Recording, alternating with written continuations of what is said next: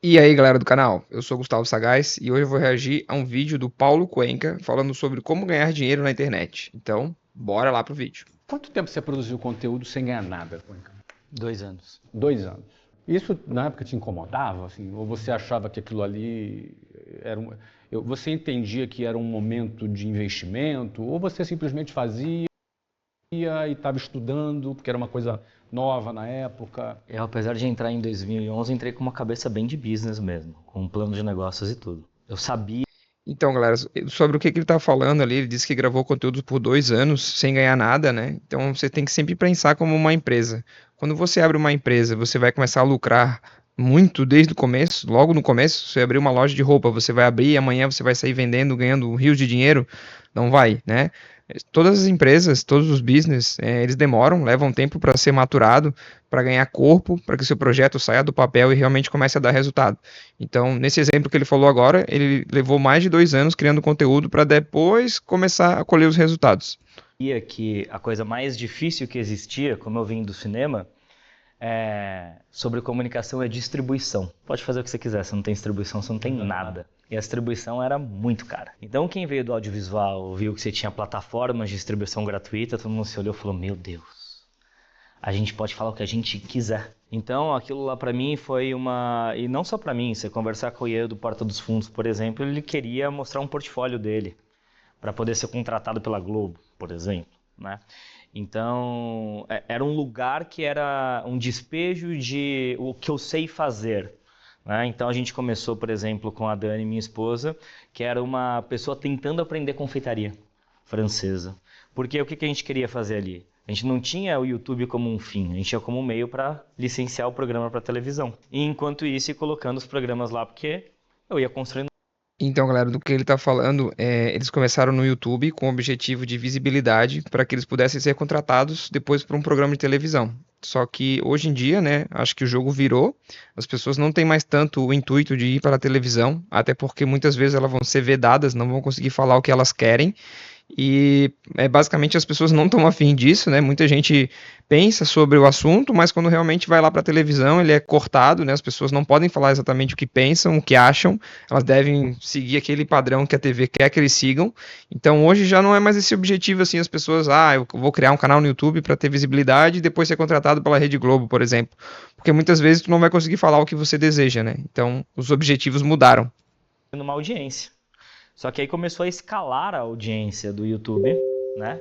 Assim, quando eu escalar eu digo, a gente fica muito feliz depois de 6 meses produzindo conteúdo que deu 301 views, que travava no YouTube, a gente Então eu acho engraçado, acho até bonitinho hoje em dia quando a galera fala assim, o meu Reels deu só 5.000 views. Eu falo, oi? Coloca 5.000 pessoas numa sala, né?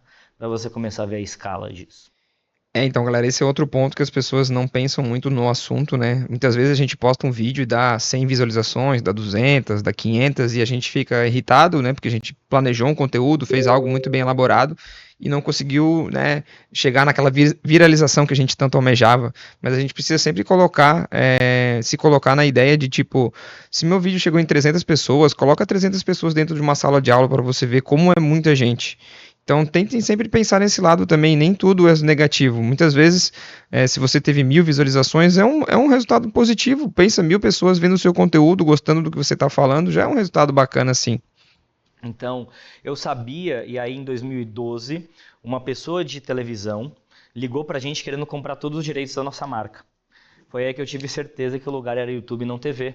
Porque eu falei, se estão tentando comprar a nossa marca, que tinha 5.000 seguidores em um ano, só que ela era muito bem construída, pra gente, eles terem o poder da gente nas mídias digitais, isso aí não vai dar ré. A gente tem que se apoderar desse lugar. Daí, desde então, a gente entendeu que era só uma questão de tempo, e é o que a gente viu acontecer. Para ter sucesso em qualquer rede social, é só você esperar os outros fracassarem. Essa foi uma dica bem interessante que ele falou, galera. É o poder da constância, tá? É algo muito difícil mesmo. Acredito que muitos de vocês, eu também já passei muito por isso. De a gente ter uma ideia incrível e aí botar aquele projeto em prática e aí às vezes se esforça ali por 3, 6 meses e não vê o resultado e acaba desistindo. Então, como ele está mesmo dizendo, como ele falou no começo do vídeo, ele levou 2 anos para que o seu canal no YouTube começasse a dar resultados, ele começasse a ter uma visibilidade que ele desejava.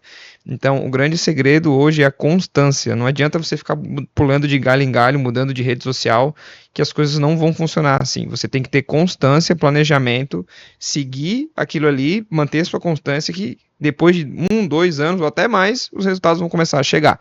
Eu sei que é difícil, mas você deve seguir em frente. Porque dá trabalho, leva tempo. Acabei de responder uma caixinha hoje, que é, quando que eu sei que eu tenho que parar? Poste 5 vezes por semana por 2 anos para você começar a ver se você tem sucesso. Então existe também algo um pouco perverso no marketing digital, nas promessas, que é você prometer a pessoa ter muito sucesso em muito pouco tempo, o que não é verdade. Grande parte da desistência das pessoas é porque as promessas são muito violentas e a gente esquece que qualquer tipo de recompensa, você precisa de um esforço antes. Em qualquer rede social, eu não estou falando que você vai ser o melhor criador do mundo, que você vai virar um gênio. Tem coisas básicas de indexação e de recomendação por algoritmo no YouTube, por exemplo. Eu preciso de uma biblioteca de conteúdo com uma retenção XYZ para o YouTube entender que aquele conteúdo é importante e começar a te recomendar aquilo ali. Eu preciso de tempo de tela, eu preciso criar um relacionamento, da mesma maneira que você não faz o melhor amigo da sua vida em uma noite, você constrói um relacionamento de amizade ao longo de anos. Pessoal, essa é uma dica muito importante, tá? Isso que ele falou sobre amizade, né? Ele citou esse exemplo. Eu já tive outro canal no YouTube de música eletrônica e eu postei por 1 ano e meio, todo santo dia. E eu percebia que depois de mais ou menos 1 ano, até um pouquinho antes, eu percebi que minha entrega começou a aumentar muito, o algoritmo começou a me entender e começou a distribuir para as pessoas certas. Então, realmente demora, é um processo longo, é trabalhoso. Quem te promete algo fácil é mentira, como ele mesmo falou ali sobre as promessas agressivas hoje nas redes sociais. Não existe nada fácil, não existe ganhos mirabolantes com magia, não existe, galera, não existe. Tudo é trabalhoso, tudo é difícil, é demorado e você tem que ter constância.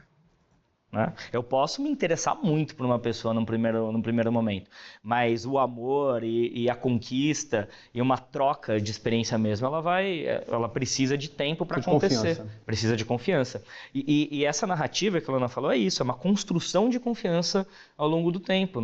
Eu não compro só a narrativa quando eu sou uma empresa, eu compro uma confiança. E quando a Malu nega e fala não, o que ela está fazendo, que a pessoa não gastou o dinheiro da confiança, além de usar essa palavra, que a única coisa que o influenciador tem é o capital que ele tem se chama confiança, credibilidade. Quando eu quebro a relação de credibilidade, eu morro.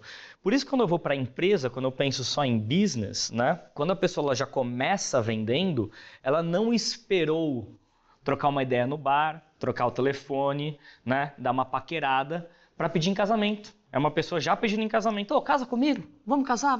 Não vamos casar não, cara. Vamos com... Isso é um caso bem comum na internet, tá? As pessoas criam às vezes um produto, um curso ou algum serviço e aí vão lá, criam o seu site, anunciam uma vez só e já acham que vai vender horrores. Primeiro precisa ser criado uma confiança, Você com seu possível cliente, ele precisa te ver no mínimo aí umas 5 vezes na internet para começar a ter uma confiança maior para poder comprar o seu produto. É muito raro as pessoas verem você pela primeira vez, entrar no seu site e já chegar e comprar o seu produto.